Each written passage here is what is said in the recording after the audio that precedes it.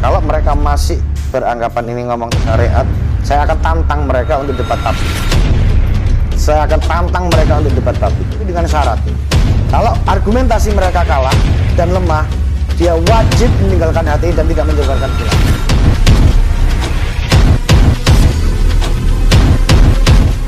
Dalam proses semacam ini, kalau persoalan doktrin, apa tidak sebaiknya ini menurut Gus Afi melakukan sebuah kajian lah, diskursus terkait tentang khilafah itu bagaimana dan sebagainya.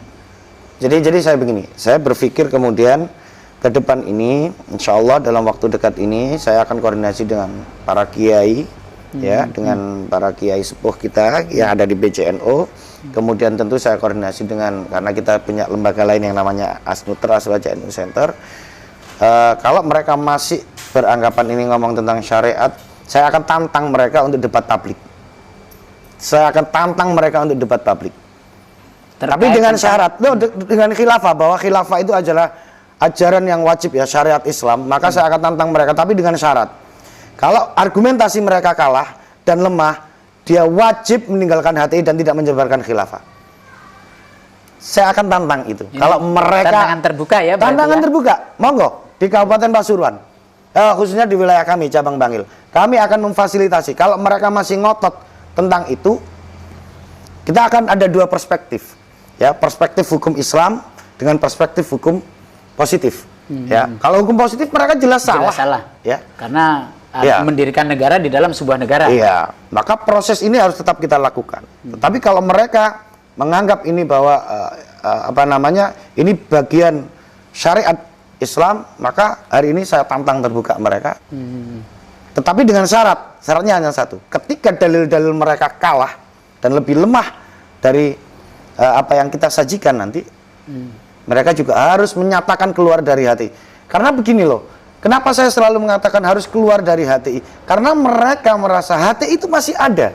Itu problemnya. Ya, semacam yang saat kemarin ketemu, ya. Iya. Dan itu saya lakukan juga ketika Felix Show. Bahwa itu hanya izinnya tidak diperpanjang. Iya, makanya. Dan ketika ada pergantian rezim, izinnya diberi kembali. Apa begitu, Gus? Saya juga nggak tahu. Makanya selalu saya sampaikan kepada kelompok-kelompok mereka. Saya kasih contoh ketika ada penolakan Felix Show ketika itu. Ya, dia mau ceramah di Bangil. Saya kasih syarat ketika itu. Silahkan membuat pengajian di Bangil dengan syarat 3. Yang pertama adalah mengakui Pancasila sebagai ideologi tunggal negara. Yang kedua, ya, dia keluar dari HTI. Yang ketiga, tidak mengajarkan ideologi khilafah. Tidak ada yang berani mereka. Maka kemudian kalau tantangan debat saya tadi, ya, debat ilmiah tadi, tantangan tadi saya buka dengan syarat tadi, kalau dia kalah dia harus menandatangani ini. Dan hormat bendera diakhiri dengan hormat bendera merah putih. Karena menurut mereka hormat bendera merah putih adalah haram.